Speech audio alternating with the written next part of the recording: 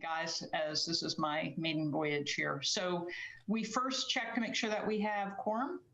Yeah, if you call the meeting in order, I'll go ahead and do roll, and then we'll do quorum. All right, well then I call the meeting to order. Perfect. Kathy Gondry? I'm here. John Gunkel? If you guys can say here, that would be helpful, please. Oh, I was on mute. I'm here. That's okay. Thank you. John France? I'm here. Thank you. George Peterson is not with us today. Cherie Ingram? Here. Tag O'Gara? Okay. And Sean Hawkins? He's there. I see him. Bob Hartwell? Okay. And Joe Cassidy? Here. Okay. And Taylor Ansley? Here. We have quorum. Okay, terrific. So we will go ahead and approve the minutes from December. Do I have a motion to do that? Do we want to review them? I know we usually just do a motion to approve. I want to make sure everybody has had a chance to read them, and we can actually go through them if anybody feels a need to do that. Otherwise, may I have a motion to approve the minutes? So moved. A second? Second. Okay, anybody not approve? Anybody have an objection? Okay, it sounds like the minutes have been approved. Yep. Okay, so the agenda today, it looks like we have a presentation about capital project updates and then discussion comments and department updates. So also when I reviewed the meeting minutes, I did not see any action items from the last meeting.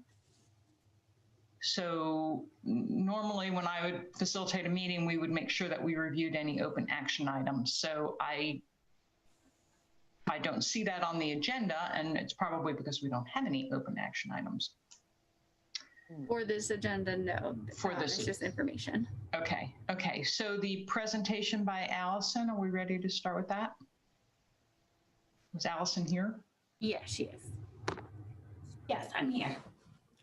Okay. And can you put a little context around that, you know? Sure.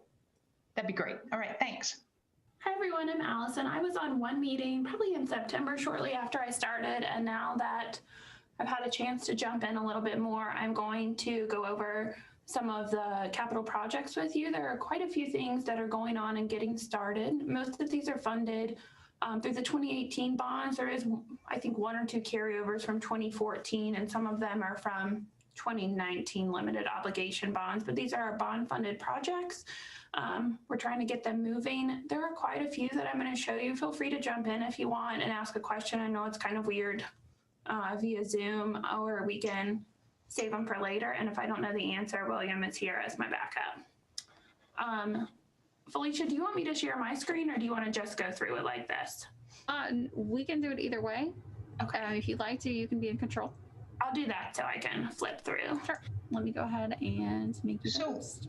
Allison, when you're presenting, I'll ask the question ahead of time so you can, so that some commission members are really interested in the overall, all 80 some odd parks that we have and the improvements that have been identified that are needed for all of them, and to kind of cross-reference that with the capital allocations.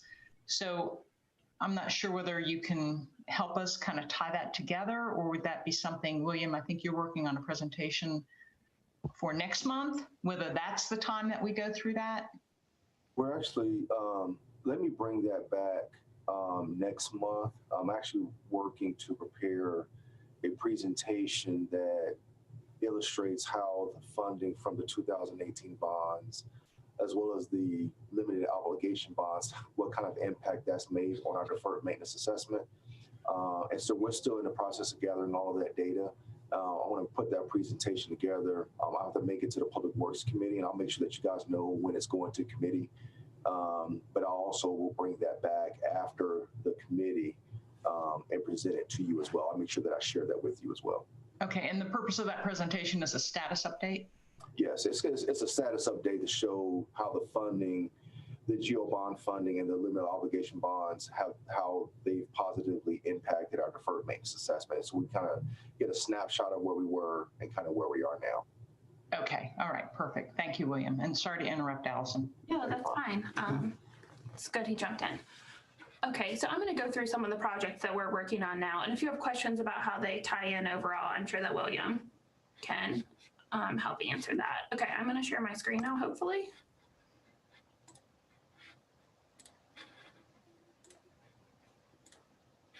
Okay, so I'm kind of divvied these up into the type of renovation or the type of work that they are. We have quite a few playground renovations that are happening.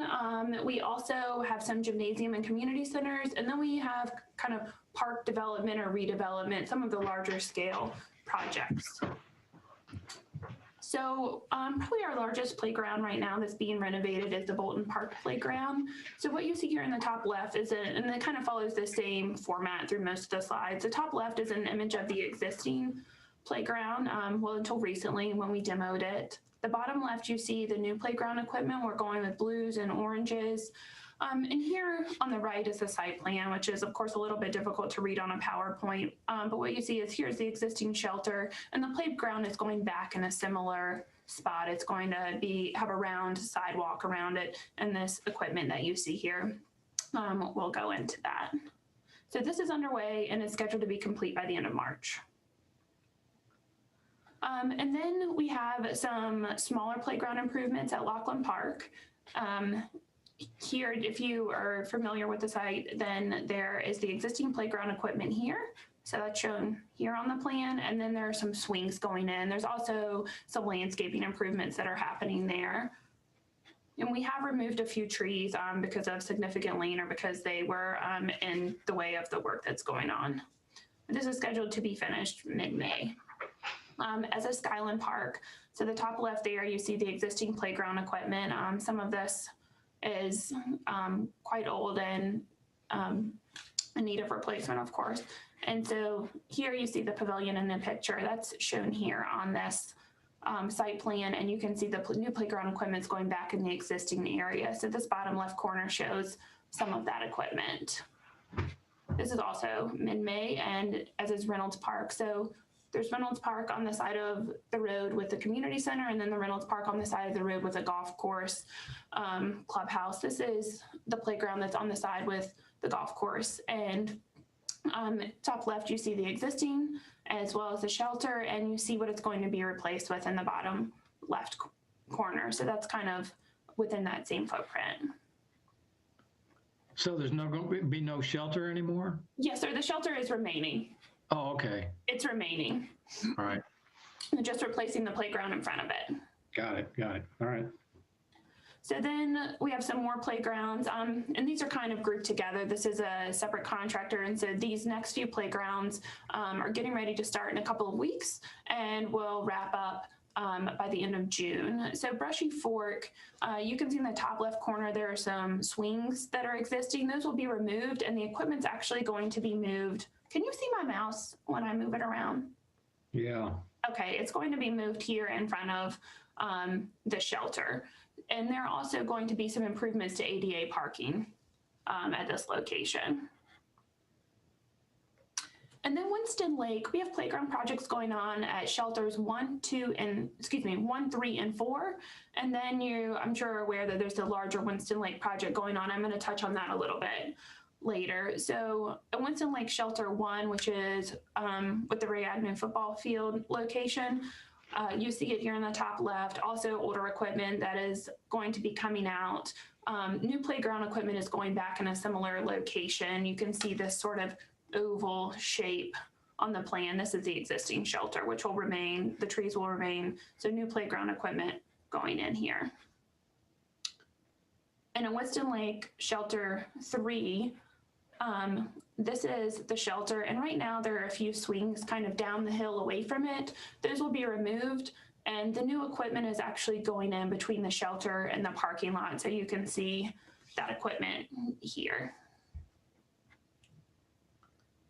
And then Playground 4 right now is also a swing set that's coming out, and it will be replaced with this playground, which they call Treetops.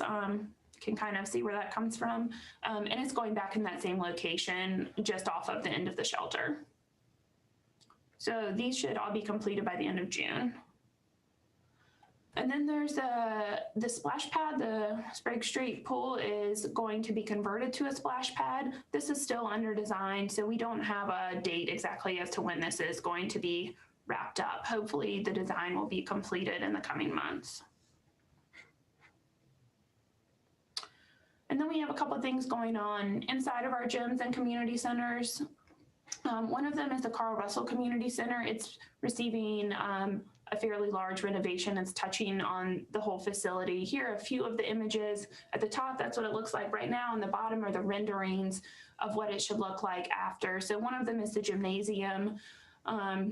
If you can see, the gym floor has kind of these little square tiles, and it's getting a wood floor in it, and you'll see this kind of new color palette as well. And on the right, this is the back patio, which it will be receiving some updates as well as ADA access. And otherwise in the facility, there's a fair amount of painting and updating going on, making improvements to game room, reading rooms. And this is getting ready to start, waiting on a final permit. They should begin this month and looking at September for a completion. And then the W.R. Anderson Gymnasium, which is right here with Reynolds Park. This is just a gymnasium renovation. It is receiving a new wood floor. It's being painted. It's getting new backboards and padding, new bleachers. So quite an overhaul in there. And so that is underway and should be finished by the end of the month.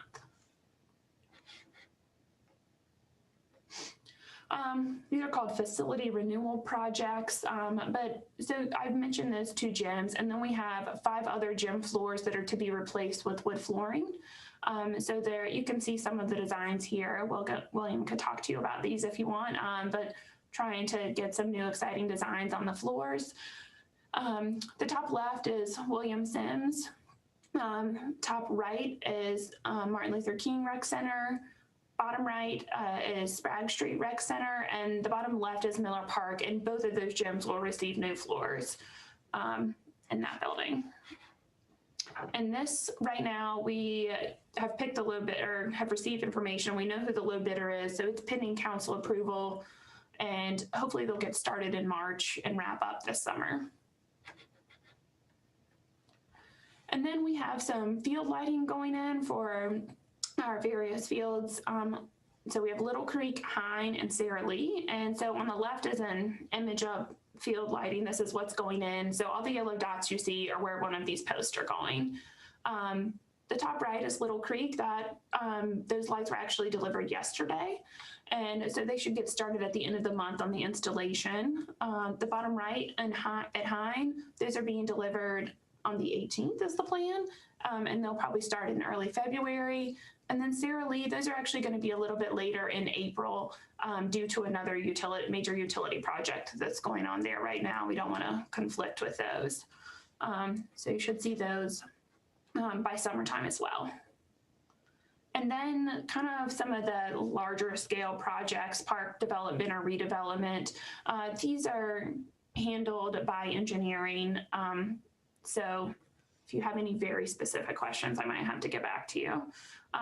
Bethania Friesman Park, we don't have any fancy renderings for this one, but what's happening here is if you look at the picture, we're getting a back entrance here into the fire station and then a park in this area, which will include a shelter and some fitness equipment and a restroom.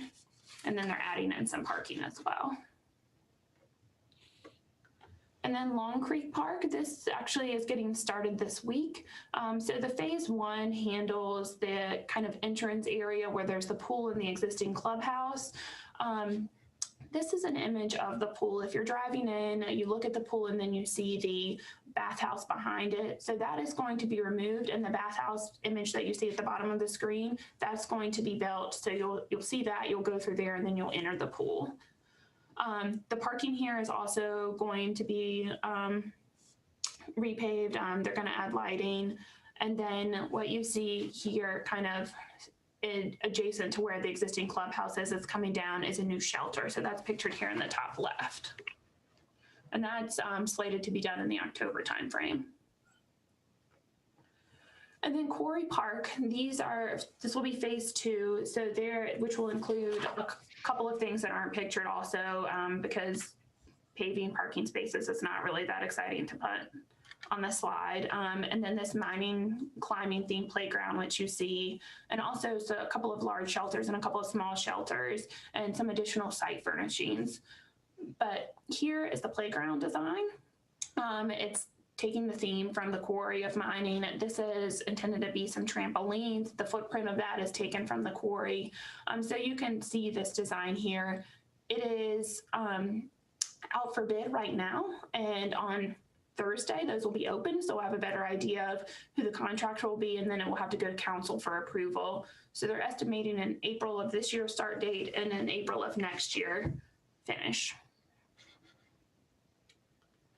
And then Washington Park. This also just recently went out to bid. It has to go to council in February for approval, and again, looking at April start of this year. And so there are some improvements going on to the paths, and as you can see also, this is an entrance with an arch off of Park Boulevard, adding in a ramp for ADA access into the park, renovating a couple of existing shelters, building a new shelter, and installing a new comfort station. So on the left, you can see what the shelter and comfort station will look like. And then it was bid along with this project to improve some of the Old Town drainage. So these went out together and will kind of occur in that same time frame. So on this plan, what you see circled in blue, those are some locations where there are going to be some improvements to a drainage channel, and then a fair amount of regrading and stabilizing slopes to help with that drainage. And then we also have Winston Lake. So this is where I mentioned before, we have the playgrounds at shelters 1, 3, and 4. So what you're seeing on the bottom right there will be the new revamped shelter 2 and restroom. This is a pretty big project. They are working on dredging the lake. And so you actually can't access this right now. They're dredging the lake. There's going to be a new pier that goes in. So you can see the existing one right here. And here will be the new one off of the shelter.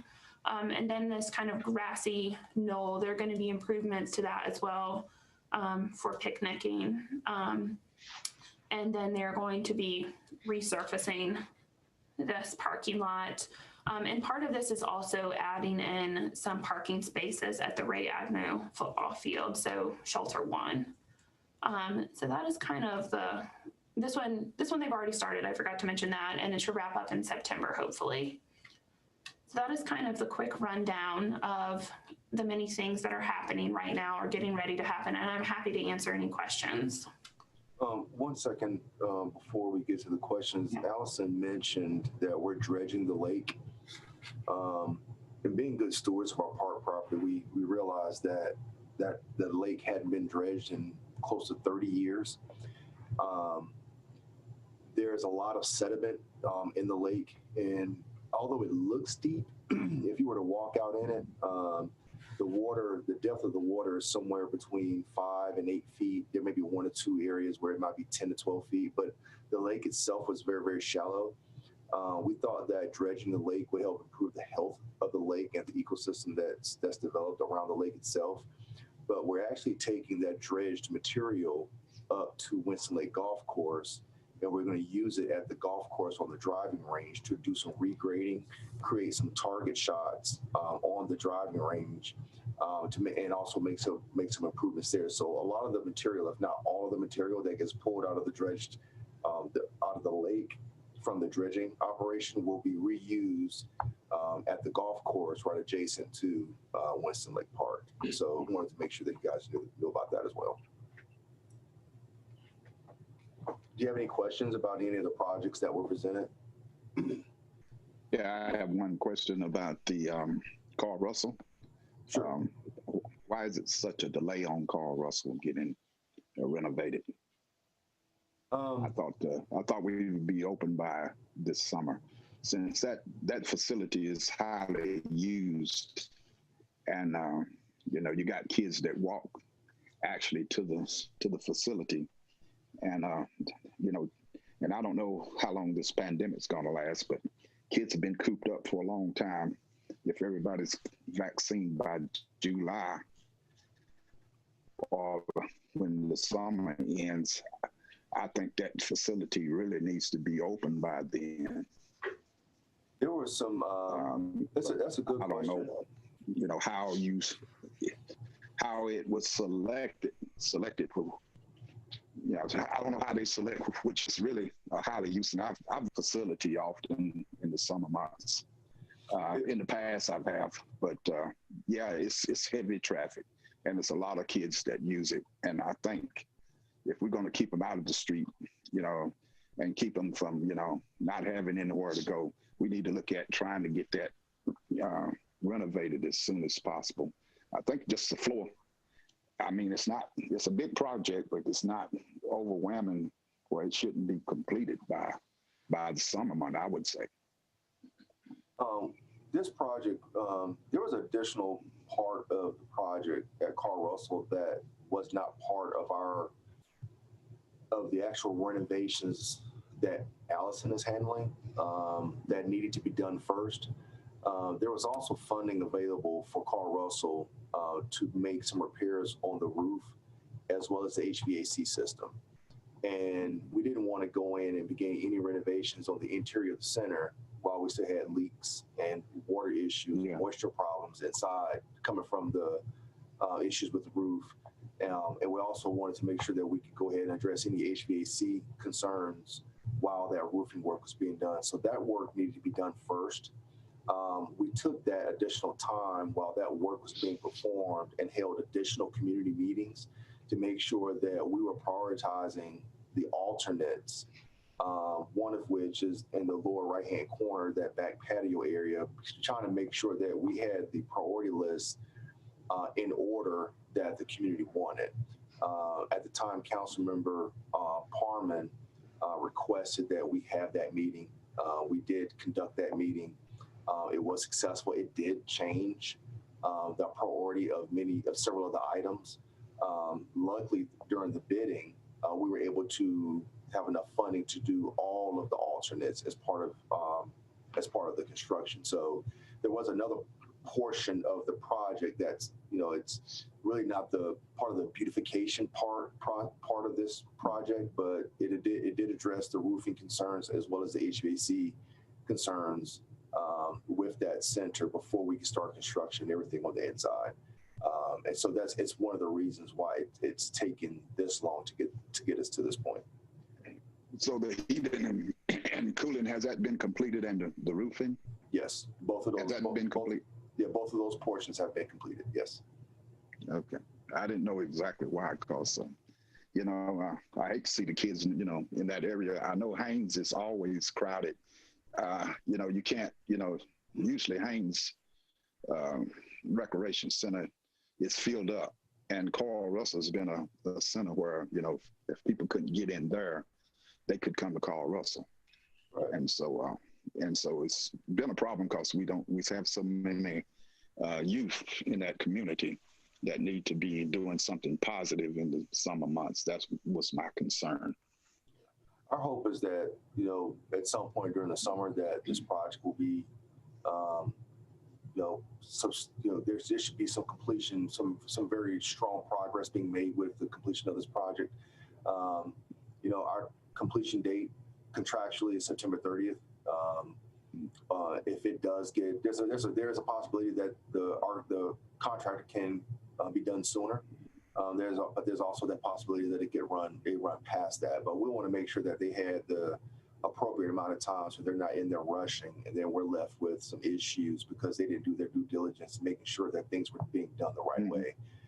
But rest assured, whenever we get the center back open and we're able to begin to use it again, it's going to be one of the more popular recreation centers in our entire park system. Okay, that's all the questions I had on concerning the recreation parks. Hey, can you hear me, William? Yes. Yes. I've got a couple of quick questions on Long Creek. I assume that's starting soon, and that includes getting rid of these old buildings and a controlled burn by the fire department. Is that stuff all set up and ready to go? Yes, the smaller buildings there on the site have been, one of the buildings has been demoed and the material hauled off and removed. The other small building has been demoed. Staff has yet to be able to have the time to get back out there to get that loaded up and hauled off. But they're working to get that complete probably within the next week or so. As far as the controlled burn on the building, the fire department, that didn't really come to fruition with the fire department. It is in the contractor's contract to demo that building. And so once the construction at Long Creek is complete, the new clubhouse, the old clubhouse building will be demoed. There won't be any remaining vertical structures that were there when we bought the property. So the old clubhouse will be demoed as part of the contractor's contract, and the smaller buildings, our staff, our construction crew has gone out and begun. They've demoed both buildings. One of those buildings has been hauled off, and they're within the next week or so, they'll load up the material from the second structure and haul that off as well. Okay, great. Thank you. Just quickly, there was some discussion of starting out paving or upgrading the golf cart path because that would be a really great greenway someday. There's a lot of it because there's so much land over there. Is that part of the plan, or when can we expect that to start? I've got lots of walkers. I don't think that any of the path work was part of this phase of construction. I would have to double check with Allison to verify that, but I don't think that any of the path work was part of this phase of construction. It is not. Yeah, there just wasn't enough funding for that. And this project is one of the ones that's being funded from the limited obligation bonds from 2019. Long Creek was actually not a 2018 GO bond project, but we will look at identifying what it would take financially to upgrade those pathways and include that as part of our capital improvement program. Okay, that would be great because it's a fantastic facility once that's done. Really Yes. great. Just one quickie, and that I've heard about closing the entrance to Long Creek during this construction. What would somebody do? People I know who use that area to walk, what would they do with their cars if they showed up there and tried to get in? That entranceway will be, it's going to have to remain closed. I doubt that any vehicles would be able to gain access to that entry area as they have before. I believe the contractor is going to secure that entrance. And they almost have to from a liability standpoint. Like once they begin construction, even though it's our property in the end, it's their property while the construction is going on. And so we have to follow their rules, the certain rules and regulations that they have to follow, and to make sure that because it's a construction site that no one's getting hurt, vehicles won't be allowed to enter that area unless it's part of the construction project or an inspector, or if Allison wanted to go out and take pictures, she would be allowed in, but the general public wouldn't be allowed in that main entrance while construction is going on. Okay. The walking trails are open, but no other public parking has been identified for people to use while they go walk on them. I believe that's what you're asking. Yeah, because I know there's going to be a lot of activity around the current parking area, which I assume is going to be upgraded. It's not in very good shape. Right. Okay, thank you. No problem at all. Any other questions about the projects? And we will make sure that if you don't have a copy of it already, we'll make sure that you have a copy of this PowerPoint presentation emailed out to you. Thank you. So even after the meeting, while you're going through it, if you have additional questions, feel free to email those in, and we'll try to get responses out to you as quickly as possible. Great. Thank you. Thank you. For the gyms that are being renovated and resurfaced, what sports will the courts be striped for? The courts will be striped for typical basketball. All of the courts also will be striped for indoor volleyball, and the courts will also be striped for pickleball. Wonderful. Thank you. We wanted to really, many of the floors that we have now that are being renovated have the material on them right now. It's called sport court. And there was a time many years ago where sport court was like the indoor basketball playing surface. What we found is that they're far more difficult to clean and maintain and we can't hold them to the standard that we would like to. And so we took this opportunity to replace those floors with hardwood floors, but to not just do it in just your typical hardwood floor, basic striping. Want to use it as an opportunity to kind of get really creative with the floor designs and do something that, regardless of which recreation center you go to, in which gym you go to, you have a very different floor that you're playing on. Kind of use some inspiration from college and pro basketball courts. If they can do it, we can do it. And luckily enough, we had the funding to get really creative with some of them. And so we're going to make our gyms as fun as possible. And want to be the actual talk of the state when it comes to how do you renovate your gym floors. Very good.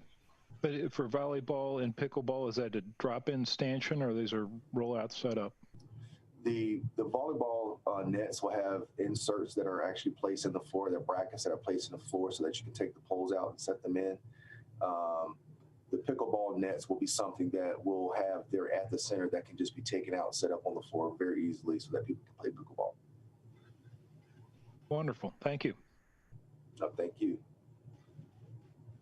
I have a question. Allison, I'm a relatively new member to the commission, so I apologize if this is a dumb question, but I'm curious to know a bit about the process that goes into selecting the playground equipment and determining what age ranges at each park and what particular equipment. Is that something where you get bids on the project and the contractors are proposing particular equipment, or what's that process like, if you don't mind? Typically, there are certain neighborhoods that sometimes neighborhoods transform from early childhood to early teens. If there's a particular location, like a very typical playground renovation, say for instance, like here, like at Bolton, we'll try to make sure, because it's a very popular location, that there's equipment there that's age appropriate for 5 to 12-year-olds, as well as equipment that's appropriate for 2 to 5-year-olds. And try to create some, when possible, have some 0 to 2-year-old equipment, just some areas, open areas where parents can take their kids out and allow them to kind of safely roam inside the playground area without being disturbed by some of the larger kids. But we have talked to, well, we still do this, talk to the community, get a feel for them, which age group we feel that's in that area that will be using the park the most. We really aren't really solving any issues if we take out 2 to 5-year-old playground equipment, replace it with 5 to 12-year-old equipment, and there really aren't that many 5 to 12-year-olds there that can use it. So we try to match it up the best we can to tackle both age groups. When funding is limited, we try to target that particular age group that's more dominant or prevalent in that particular community. Thanks. No, it's no problem at all. William, the question about parking at Long Creek temporarily, would it be possible for folks to park at the Friedman lot and cross Bethania Rural Hall? I'll have to look that area up on my wonderful new GIS system. You said, now describe that area again. The Friesman Park is there by the fire station, 20, right? Right. So I'm wondering if there's some place. I realize there by the fire station, it's primarily private residence, but whether a couple doors down, there couldn't be a cut through to the park. I don't know. Just off the top of my head, yeah. I would probably recommend against that, just because of the speed of the cars, regardless of what the speed limit is on Bethania Rural Hall Road. I know that people are flying up and down that road, but construction is going to be, construction has already started at Bethania Friedman's. Okay. And so you have, that area is going to be under construction the same time that Long Creek is, and there really won't be access to either area by the general public until construction is complete. Okay. And then another factor there is that the fire station there on Colbert Lane is an active fire station. They use it. Yeah. And the reason why we were able to kind of get that area designated as a park was because we worked with the fire department. It was one of the only fire stations in the city that didn't have a complete turnaround loop for their fire trucks. Yep. And so we kind of partnered with them to kind of help them out. They gave us the land to kind of build a smaller park there for some of the residents that was requested by the community. So it's kind of a win-win situation for both of us. Wonderful. Okay. Thank you. No, it's no problem at all. Are there any other questions regarding the presentation Allison has put together for us? Allison, I'd like to say thank you. Thank you for pulling this together. I think it was a great presentation, and we'll make sure that all the commission members get a copy of that. If there are any questions you have after you have more of an opportunity to kind of go through it, feel free to send those out to us, and we'll get those answered for you as quickly as possible. Right. So, William, this is Kathy. So, my rough count, it seems like Allison went through about 22 different facilities out of 84 parks. Is that right? 83. 83 parks. So, I'm interested in how that again stacks up to all of the, the maintenance that's required. Because I know you talked, I don't remember when it was, a year ago, 2 years ago, 3 years ago, but there was a study done of the state of all the parks. Mm-hmm. And my recollection is that by doing that study that you were able to get capital money to do much better improvements than if you had just tried to muddle through with your normal maintenance fund allocations. So kind of interested in what was all the maintenance that was required on the parks, and how do these things that Allison just went through, where does that put us on the status of the health of the parks, so that they're safe? Right. That's part of that presentation that I'm working on now. Perfect. But while she still has Bolton there, like for instance, Bolton was built with Parks and Recreation Trust Fund funding. And when it was built, it was supposed to be the city's quote unquote main accessible playground. Uh-huh. Now, the standards for ADA at the time stated that sand was an accessible surface. Well, the standards changed. And it's one of the reasons why, from a federal standpoint, we had to kind of go in and make improvements, because there was a federal requirement that we maintain this playground as an accessible playground. And in doing so, to not just use engineered wood fiber, but there's a large portion of this playground that is poured in place rubber. And I believe there are several other playgrounds that she went through that in the drawings, if you look at them in detail, we're getting away from engineered wood fiber and going back with poured in place rubber. All three of the playgrounds that are being renovated at Winston Lake, I believe, had sand also as a safety surfacing. I believe Sprague had sand as a safety surfacing, and it's just not adequate.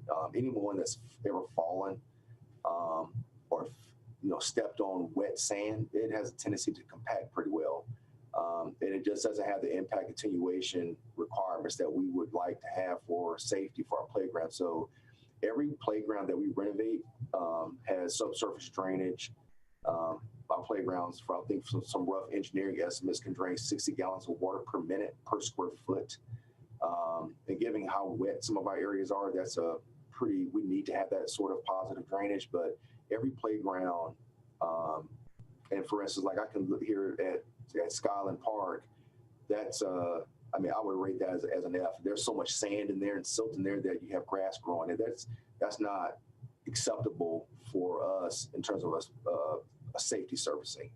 And so we're going back with a much better drainage system, much better safety surfacing, so that the entire area where we're really inviting people to come and recreate are as safe as possible. But I'll have all of that information and some updates for you once I'm able to make that report to the Public Works Committee in February. I should be able to I can have it emailed out to you and still come to our meeting in March, and kind of go through that with a fine-tooth comb with you and answer any additional questions that the commission. That sounds great. That sounds great. Can I interject one related to what you've just discussed? It's this the deferred maintenance report. Yes. Which, William, you were kind enough to loan me a long time ago. I actually read it. It's 386 pages long, so it really tells everybody a lot of what we need to be doing. But I don't know whether other members of the commission have ever seen this. I think correct, Felicia, that it can be made available readily to anyone who wants it, because I think it does relate to the discussion that's coming up on February 2nd. Felicia's requested to get additional copies made. And as soon as those are prepared and they're ready for us to have them picked up, we'll get those out and get them in the mail to you. The report itself is far too large to email. Right.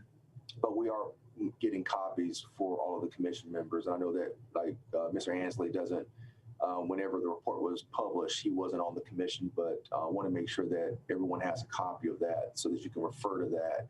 Because it's really a guidebook or a guide that helps drive our capital funding requests. And, it's really nice to renovate parks and put up new playground equipment, but the majority of our problems are issues in our park systems that you can never see with your naked eye. They're underground. They're tied into their infrastructure. It could be parking, water lines, sewer lines, storm drain lines. And so we have a lot of infrastructure issues, but that report outlines a lot of that and kind of explains what those costs are to correct them. And we've been using that since we received it as a guide and a tool to guide us through our capital planning for future years. Okay, no, that's great. I just was concerned that perhaps some people haven't seen it, and it might be helpful to read. Yeah, we're getting additional copies made. As soon as they're ready to be picked up, we'll get those out in the mail to you. You should have them before our next commission meeting. Okay, great. Thank you. So William, help me with the timing. So you're putting together a presentation, which is basically a status update on the deferred maintenance plan? It's going to outline how all of the funding from 2018 GEO bonds and the 2019 LOBs, the limited obligation bonds, how they've impacted our deferred maintenance assessment. Okay. And so the deferred maintenance assessment kind of gave us that's ground zero, and kind of identify where we were. And I want to kind of show where we've been able to get to with the funding that we've been given to date. Okay, and that you're presenting to Public Works Committee in, I believe it's either February 8th or 9th. And okay. So And because of the timing of that committee meeting, we would have already had our commission meeting for the month of February, so that I would have to bring it to you for the open discussion in March. In March. Okay. All right. That sounds good. That sounds good. All right. Are we ready for the next topic? I see that we have 13 minutes left. Yeah, there were two other items I wanted to make you aware of, and I'll make sure that we get this out to you as an email as well. But last week, we sent out, we've been looking at how our recreation centers work and operate as a whole. We also went through a departmental assessment that identified some challenges, some of the things that we do well, and some things that we probably need to do better. As a result of that, we've developed, and Leah and her staff have worked really hard to kind of come up with a plan to extend recreation center hours into the weekend, where right now on a Saturday or Sunday, unless there's a rental or a special program that we were sponsoring or that we were holding, our recreation centers were closed. And in an effort, over the past year, I think at the end of this calendar year last year, we had 28 homicides in the city of Winston-Salem. That doesn't account for all the other instances of gun violence. We want to try to do what we can to help kind of stifle that. We're partnering with different agencies, but one of the things that we felt that we could do on our end by ourselves was begin to adjust our recreation center hours. And so there was I think a 4-page memo that we sent to City Council that kind of outlined what that process would be for us, which centers we would begin to target. And as opposed to doing the same type of programs at all of our recreation centers, maybe we need to develop a senior center or maybe a teen center. And so we're going to look at a pilot program to kind of do that sometime, probably in the early spring. Leah put together a real nice memo, her and her staff put together a real nice memo that is really substantiated by the fact that from citizen input, council's input, staff's input, and also looking at neighboring municipalities, looking at what they're doing and how effective they are.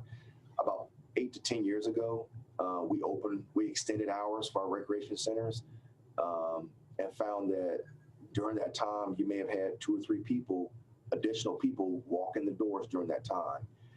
The difference with what we're going to try this time is that there are going to be some very targeted programs for youth and for our seniors and for our adults, so when you come into the center, you're actually participating in something and not coming in and just having like open gym play.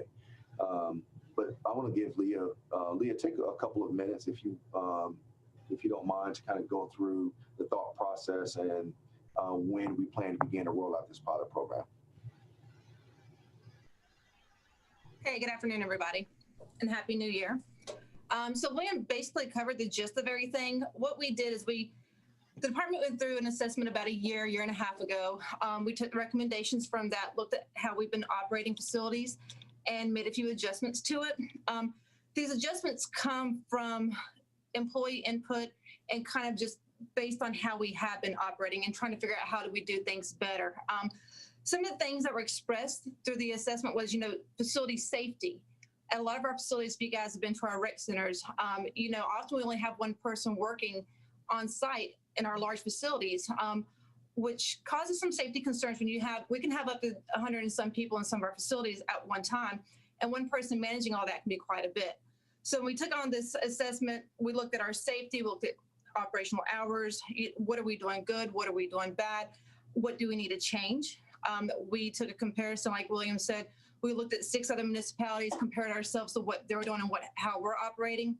So some of the changes that we're doing is we're looking at changing some of our operational hours Monday through Friday, and then extending weekend hours on Saturdays from 9 to 2 at 6 of our larger locations, using that as kind of a pilot to see if we have success with it. As William said, our intentions are to be very intentional with the programming on Saturday. We just don't want it to be open space. We want to bring in athletics, aerobics, arts and crafts, very structured activities, but still, of course, have that open time where people can come and just enjoy.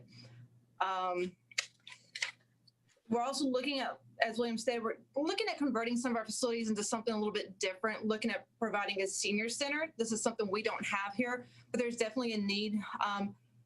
Senior populations don't always want to go out to where the young ones are. So what I mean by that, if you have a facility that has a gym and you've got 60 people in there playing basketball between the ages of 20 and 35, that could be intimidating. So we want to make sure that we're offering safe and comfortable places with very intentional programming for our senior population to come out. We're also looking at doing a teen facility where we're bringing a little bit more intentional, direct teen programming, things that have a purpose, educational components to it, athletic components, offering programs where we can sneak in things for our teen population to get them to learn different things without them realizing that they're learning. Also at some of those locations, looking at doing a teen camp that would be kind of career driven so that they can be exposed to different opportunities in the community. So, do you guys have any questions? So are you going to present something more formally about what that looks like? That was just a recap or overview? Yeah, so there was, as William said, there was a 4-page memo that was drafted that I believe Felicia will share with you guys in the notes so that you can review it. Okay. I'm actually getting ready to send it right now if you guys want to check your email. Yeah, okay. she's gonna send it out. And because we know that Allison was doing a presentation today, wanted to give you an opportunity to kind of read through everything that council has seen. But that's all that we've done up to this point, was prepare this memo and say, council, this is, our community, this is where we're trying to go. A lot of it's going to be dependent on what we're able to do in terms of COVID. But we know that, staff has been itching at Dubai to kind of do something different. And, I commend Leah for putting this together. It took a lot of time. We're looking at how many hours our staff we have budgeted for our staff to provide programs. And one of the things that came out of our departmental assessment was, although we do try to take every effort that we can to make sure that our facilities are as safe as possible, safety not only applies to the public and the citizens using our facilities, it also applies to our staff. And there really isn't a reason why we should have one person closing a recreation center at Georgia Taylor in the evening by themselves with very limited light at any location throughout the city. And so we want to make sure that staff isn't by themselves, that feeling of safety is there. And I think she's done a wonderful job pulling all of this together. Again, we're going to roll it out as a pilot and kind of evaluate how things are going. There may be some additional tweaking, but this is where this is a direction that we're going to go. We feel that we need to go in to really be effective at targeting programming, reaching that demographic that we really want to reach, and doing something a little differently than we've ever done before here in the Recreation Parks Department. Great, thank you. I just have one question to ask concerning the location. What would be the location for the senior program or the senior recreation that you're planning? Will we be able to, or will the council, or who would be the person that will actually determine where the location for the senior, if it goes through, where would who would determine where it actually where it'd be? I mean, what would determine, or who would determine? Ultimately, the recommendation would come from Leah and myself. There are certain centers, like I believe the location, you'll see it in the memo, one of the locations that's being targeted as a senior center is Brown and Douglas Recreation Center. And is the reason why that recommendation is being made is because there's already a large senior population that has almost claimed ownership of that particular facility. You will see the same thing at South Fork. There's a large senior population there. We do have a large group of seniors that also use Georgia Taylor. But we didn't have a designated senior center anywhere in our park system. And when we complete surveys that compare our facilities with our neighboring facilities here in the state of North Carolina. There are much smaller municipalities and some larger ones that have designated senior facilities. They have designated teen facilities. We just have recreation centers, 17 of them that are spread across the city that pretty much do everything. And so we have staff that works really, really well with teens. We have staff that works really well with young adults. We have staff that works really well with seniors, with teens, and so we're trying to kind of create these areas where we can kind of target those groups, figure out kind of what programs they really want to see, what things that can be very, very beneficial to them, and begin to target those at those locations. So that if you want to do, some outstanding senior programs and go to a park facility that was kind of designed or that helped complement those senior programs, you can go to a Brown and Douglas, you can go to a South Fork. But for instance, I wouldn't put $1 million in the playground equipment at Piney Grove if it's a senior center. We can do outdoor exercise equipment. We can create more walking trails. We can create better programs to get more seniors involved in things. And so that's kind of how it will drive our park development and park redevelopment. But you'll see in the memo some explanations in terms of why those locations were chosen. Okay, I just didn't know exactly how it was going to be, allocated or how it was going to be designed. So I'm sorry to interrupt you, John. We have like 1 minute left. Is everybody able to stay on, or do we need to bring this meeting to a close? How about this, Chair? Let me make a recommendation. How about we get this information out to you, and we can spend additional time or as much time as you would like, kind of going over the memo and using it as an opportunity to answer any additional questions. I didn't want this information, we didn't want this information to be out there in the public and council talking about it and the public seeing it without you all seeing it and not being aware of what's going on. Right. And so I knew that it could possibly start some additional conversations. You may start asking additional questions. If you want to, we can list this as the first topic of discussion at our February meeting and take as much time after you've had a chance to kind of go through the memo with a fine-tooth comb. It has a schedule of hours, the current and proposed schedule of hours for those rec centers, and give you some time to kind of go through that, and then we can have a very open discussion about it, get some additional feedback from you all, get some ideas, and see how we can move forward together. I like that idea.